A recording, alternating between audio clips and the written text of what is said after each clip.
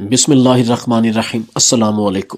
نیاز Ahmed Khosa S S P نے مجھے بکتا انصاف کے نام پر ایسی بدبودار روداد سنائی کہ میرا دل چھلنی ہو گیا۔ ایس پی صاحب نے کہا کہ اس بدبودار سسٹم میں ہم زندہ کیسے ہیں۔ اس نہایت دل خراش تحریر کو پڑھیے، سنیے اور دل جلائیے۔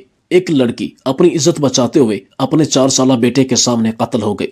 ہم اپنی پوری کوششوں کے باوجود اس کو انصاف نہ دلا سکے۔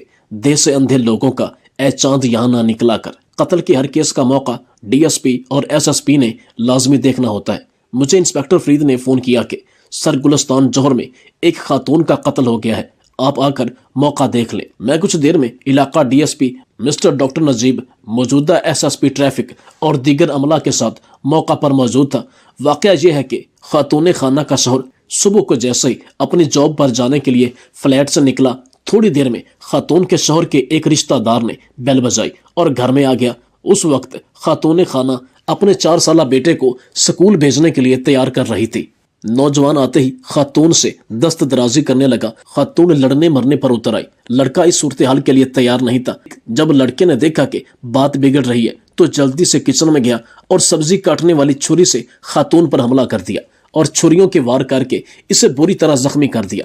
اتنے میں باہر کام کرنے والی نوکرانی نے بیل بجائی تو لڑکا بوکھلا گیا اور جلدی میں باہر کا دروازہ کھولا۔ دروازے کے ساتھ خاتون کا 4 سالہ بیٹا کھڑا تھا، جو دروازہ اچانک کھلنے کی وجہ سے سر میں چوٹ لگنے کی وجہ سے زخمی ہو گیا تھا، اور بچہ اس آفت ناگہانی کو دیکھ رہا تھا۔ یہ تو بچے کی زندگی تھی کہ عین وقت پر نوکرانی آ گئی، ورنہ ایسے موقع پر ملزمان پہچانے جانے کے ڈر سے پورے کے پورے خاندان کو قتل کر ڈالتے ہیں۔ نوکرانی نے اندر داخل ہو کر دیکھا کہ خاتون اور بچہ دونوں زخمی ہیں۔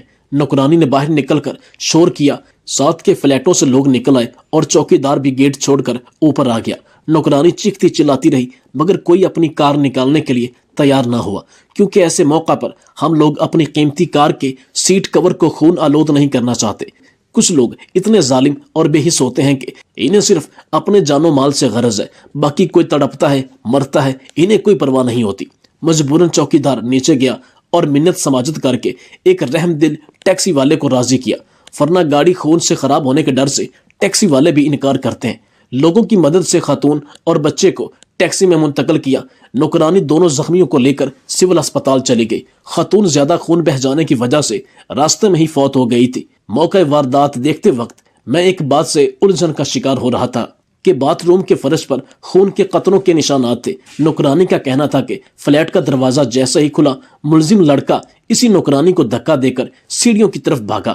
نوکرانی نے اندر داخل ہو کر دیکھا کہ خاتون خانہ بیڈ کے ایک سائیڈ پر خون میں لت پت پڑی مدد کے لیے چیخ رہی تھی۔ میں نے اسے پوچھا کہ باتھ روم کے فرش پر کس کا خون ہے تو اس نے بتایا کہ خاتون تو چلنے پھرنے کے قابل نہیں تھی، اور وثوق سے کہا کہ خاتون تقریباً بے ہوشی کی حالت میں تھی۔ خاتون کا شوہر، دوسرے رشتہ دار اور پولیس بھی ہسپتال پہنچ گئی۔ وہاں بچے نے سب کو بتایا کہ یاسر انکل نے اس کی ماں کو چھری سے زخمی کیا ہے۔ ڈی ایس پی ڈاکٹر نجیب اور انسپیکٹر فرید نے شام تک لڑکے کو گرفتار کر لیا۔ ملزم لڑکے کے دائیں ہاتھ پر تازہ پٹی موجود تھی۔ زخم کے متعلق پہلے تو ادھر ادھر کی باتیں کرنے لگا، مگر تھوڑی سی چترول کے بعد راستے پر آ گیا اور بتایا کہ جیسا کہ چھری کا سائز چھوٹا تھا اور خاتون پر وار کرتے وقت خون کی وجہ سے چھری کے ہتھیے سے اس کا ہاتھ پھسلا اور اس کی 2 انگلیاں زخمی ہو گئیں، اور مزید بتایا کہ دروازے پر گھنٹی بجتے ہی وہ جلدی میں باتھ روم میں گیا اور چھری واش بیسن میں چھوڑی اور اپنی زخمی انگلیاں پانی سے دھوئیں اور دروازہ کھول کر باہر نکل گیا اور موٹر سائیکل پر قریبی ہسپتال گیا اور پٹی کرا دی۔ FIR درج ہو گئی۔ باتھ روم میں خون کے قطروں کا معمہ حل ہو چکا تھا۔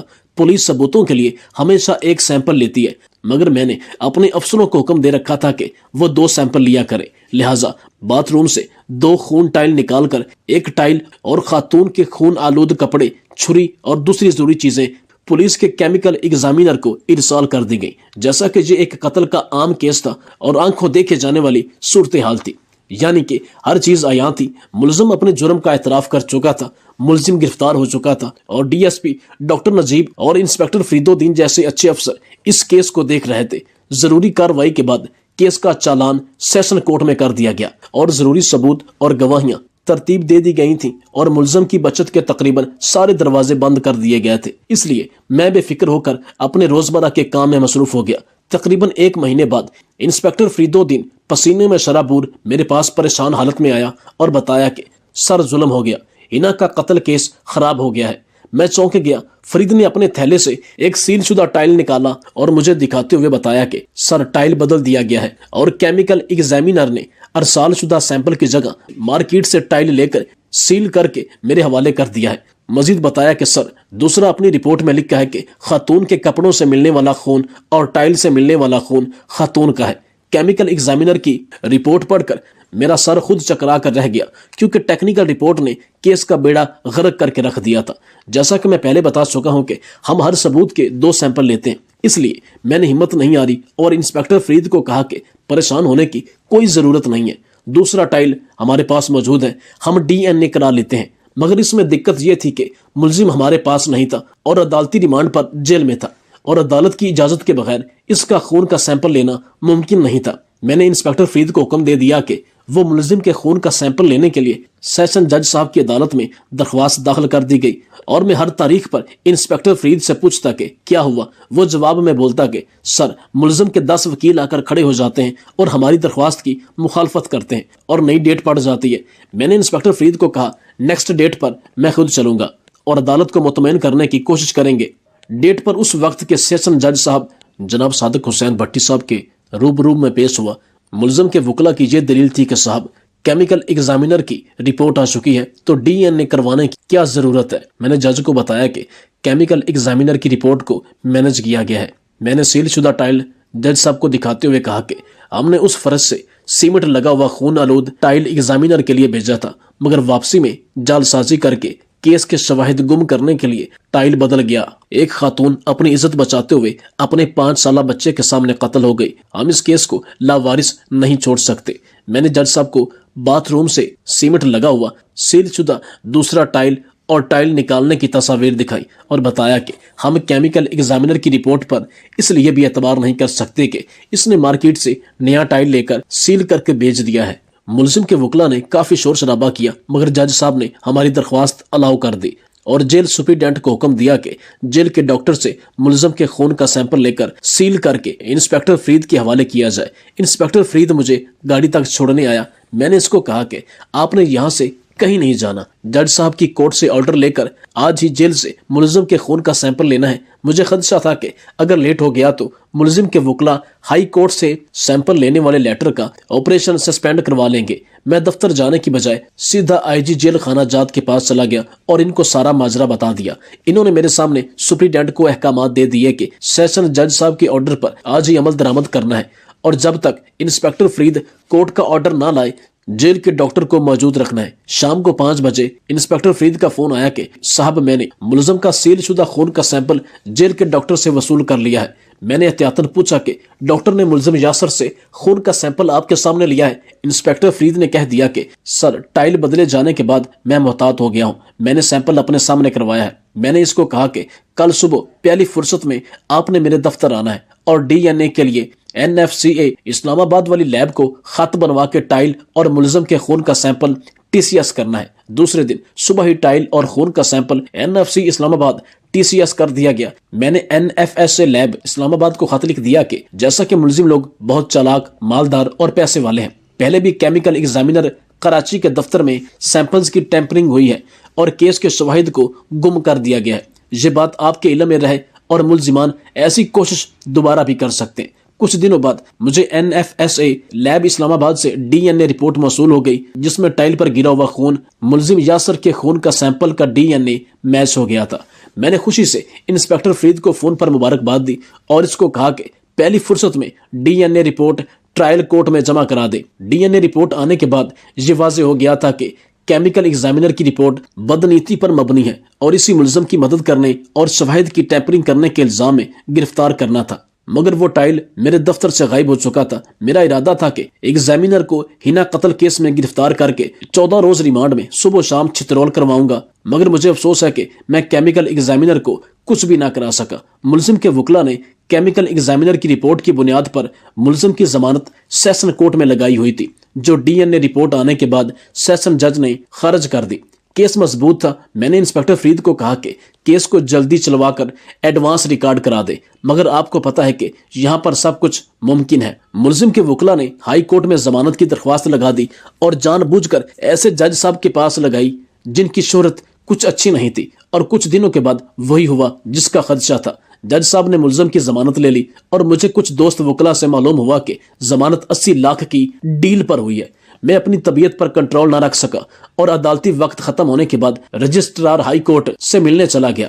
उस वक्त का मैंने इंतखाब इसलिए किया कि वकला और साइल वगैरह कोर्ट से चले जाते हैं और रश ना होने के बराबर होता है। मैंने केस की सारी हकीकत इनको बता दी और गुजारिश की कि मुझे चीफ जस्टिस साहब से मिलने का टाइम लेकर दे। रजिस्ट्रार साहब एक अच्छे और ईमानदार इंसान थे और इन्होंने कहा आप इंतजार करें, मैं अभी आपको चीफ जस्टिस से मिलवाता हूँ। और वो कुछ फाइलें और डायरी लेकर चले गए। थोड़ी देर के बाद चीफ जस्टिस साहब का कासिद मुझे बुलाने आ गया। मैं ओपन कोर्ट में चीफ जस्टिस साहब के सामने कई बार पेश हो चुका था। वो मुझ पर काफी एतमाद करते थे। इन्होंने मेरी बात गौर से सुनी। मैंने टाइल बदलने, एग्जामिनर की रिपोर्ट, टाइल चोरी होने, जेल से मुलजिम का खून का सैंपल लेने और DNA रिपोर्ट चीफ जस्टिस साहब को दिखाई। और कुर्सी पर चीफ साहब बार बार पहलू बदल कर बेचैन हो रहे थे और मुझसे सवाल किया कि क्या आपको यकीन है कि डील के तहत जमानत हुई है। मैंने इनको कहा कि सर, आप सीनियर तरीन जज हैं, आप खुद या किसी और जज साहब से जमानत की फाइल को चेक करवा लें। अगर जमानत मेरिट पर ली गई है तो मैं गलत हूँ। मैं आपका हर जुर्माना झेलने के लिए तैयार हूँ, क्योंकि मेरे सामने सारी सूरत हाल ऐसे ही है जैसे ये सब मेरी आंखों के सामने हुआ है। अगर जमानत लेने में मुलजिम को फेवर दिया गया है तो कौन मुफ्त में फेवर देता है। चीफ जस्टिस साहब ने कहा कि अगर जमानत में फेवर दिया गया है तो आपको पता चल जाएगा कि मैं क्या करता हूँ। रजिस्ट्रार साहब भी मुलाकात में मौजूद थे और मुझे बुलाकर ले आने वाला अर्दली चैम्बर के अंदर मौजूद सब कुछ सुन रहा था। मैं चीफ जस्टिस साहब को सैल्यूट करके चैम्बर से निकल आया। पता नहीं जमानत लेने वाले जज साहब को कैसे पता चल गया। एक दिन आईजी साहब जो कुछ माह पहले नए लगे थे, इन्होंने मुझे अपने दफ्तर बुला लिया। मैंने दफ्तर में अंदर जाकर सैल्यूट किया। वो बजाय जवाब देने के स्टिक लेकर खड़े हो गए और सख्त बर्मी से कहा कि तुम मेरी इजाजत के बगैर चीफ जस्टिस साहब से क्यों मिलने गए? तुमने जज साहब की क्यों शिकायत लगाई? ये डिसिप्लिन फोर्स है। मैंने आईजी साहब को कोई वजाहत नहीं दी, इसलिए कि वो सख्त गुस्से में थे। इनका कहना था कि तुम्हारी इस हरकत की वजह से अदलिया और पुलिस के ताल्लुकात खराब हो जाएंगे और तुम इस जज साहब का कुछ भी नहीं बिगाड़ सकते। तुमने जज साहब की शिकायत करके खुद को खराब किया है। मैं तुम्हारी ACR खराब कर दूंगा, वगैरह वगैरह। इनकी बात खत्म होने पर बस अपनी गलती मानकर मैंने माजरत करके सैल्यूट किया और दफ्तर से बाहर निकल गया। मैंने अपने जमीर के मुताबिक कातिल और मुलजिमान का साथ देने वाले जज की निशानदही करके कुछ गलत नहीं किया था। मेरे नजदीक जज और केमिकल एग्जामिनर का जुर्म नाकाबिले मुआफी है। जो लोग एक जज को खरीदने की कुव्वत रखते थे, इन्होंने गरीब मोटरसाइकिल पर घूमने वाले इंस्पेक्टर फरीद पर कितना जोर नहीं लगाया होगा। अगर कभी मौका मिला तो आपको बताऊंगा कि बल्दिया केस किस तरह एक इंस्पेक्टर ने बेच दिया और IG तक किसी की ना सुनी गई। शाहरुख जतोई केस में किस तरह एक इंस्पेक्टर अपनी मनमानी करने लगा और पूरे सिस्टम को मजबूर, लाचार और बेबस कर दिया गया, और किस तरह बेगुनाह लोगों को फांसी के फंदे तक पहुंचाया गया। ये सारा कुछ बताने का मकसद ये है कि अगर इंस्पेक्टर फरीद खौफे खुदा ना रखता और केस का सौदा कर लेता तो मैं इसका क्या कर लेता। हालांकि जितनी इसकी माहाना तनख्वाह है उतनी से 50 गुना ज्यादा एक जज साहब चंद मिनटों में कमा कर ले गए। कुछ दिनों बाद मेरा तबादला SSP सनाउल्लाह अब्बासी मौजूदा IG गिलगित बल्तिस्तान की जगह कर दिया गया। उन्हीं दिनों अखबारात में पढ़ा कि जमानत लेने वाले जज साहब को कन्फर्म नहीं किया गया और हाई कोर्ट से फारिग कर दिया गया है। मैं अपने हिस्से का काम कर चुका था। उसी दिन IG साहब ने मुझे बुलवा लिया। जैसे ही मैंने इनको सैल्यूट किया, इन्होंने उठकर गर्मजोशी के साथ मुझसे हाथ मिलाया और अर्दली को अपने लिए और मेरे लिए कॉफी बनाने का कहा। कुर्सी पर बैठते ही कहा कि नियाज, आपने आज का अखबार देखा है? मैंने जवाब दिया कि सर, जिस खबर के मुतालिक आप कह रहे हैं वो मैं देख चुका हूँ। IG साहब ने सवाल किया कि आखिर आपके और जज साहब के क्या प्रॉब्लम थी? मैंने IG साहब को कहा कि सर, कोई जाती या मेरी अना का मसला नहीं था। मैंने इनको इना केस के मुतालिक सारा कुछ बताया। IG साहब नए पोस्ट हुए थे और कभी ना इन्होंने पूछा और ना मैंने इन्हें बताया। मेरी पूरी बात सुनने के बाद वो शर्मिंदगी की वजह से मुझसे आंखें नहीं मिला पा रहे थे। मेरी आदत है कि हाथ मिलाते वक्त और गुफ्तगू के दौरान मुखातब की आंखों में देखता रहता हूँ। कॉफी खत्म होते मैं जाने के लिए उठ खड़ा हुआ। IG साहब ने एक हाथ से मुझे रुकने का इशारा किया और दूसरे हाथ से इंटरकॉम पर DIG को कहा कि खोसा साहब आपके पास आ रहे हैं। इनको फैमिली के लिए नए फ्लैट में से एक ब्लैक कलर की करोला कार दे दे। इन्होंने उठकर मुझसे हाथ मिलाया और कहा, आप DIG से कार लेते जाइए। मैंने खामोशी से इनको सैल्यूट किया और बाहर निकल आया।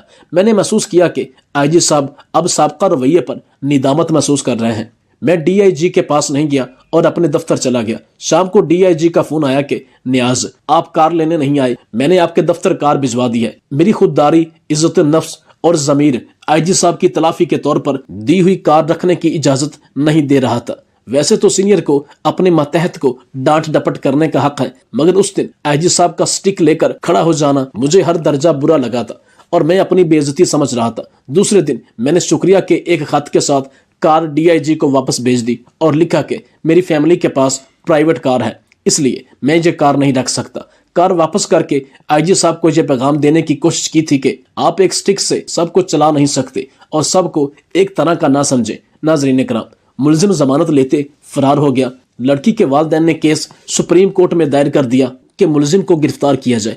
इंस्पेक्टर फरीद का भी तबादला कर दिया गया था।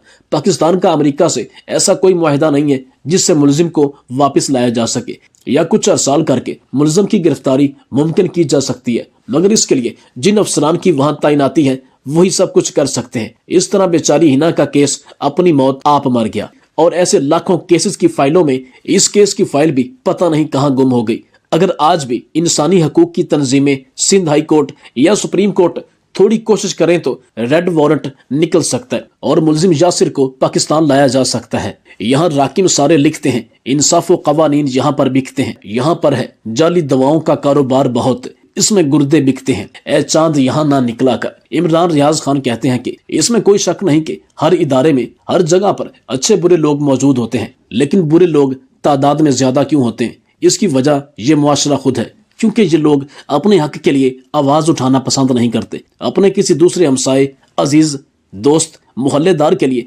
आवाज उठाना नाहक समझते हैं, बल्कि अपनी बारी का इंतजार करते हैं। और जब इनकी अपनी बारी आती है तो इनको एहसास होता है कि ये आवाज हमें आज नहीं बल्कि उस दिन उठानी चाहिए थी जब किसी दूसरे के साथ ज्यादती हो रही थी, जब किसी दूसरे का हक मारा जा रहा था, जब किसी दूसरे के साथ जुल्म हो रहा था। नाज़रीन इकराम, उम्मीद करता हूं कि ये इंतहाई कीमती और हकाइक से भरी तलख वीडियो आपको अच्छी लगी होगी। वीडियो पसंद आए तो लाइक, शेयर और कमेंट में अपनी राय का इजहार जरूर किया करें।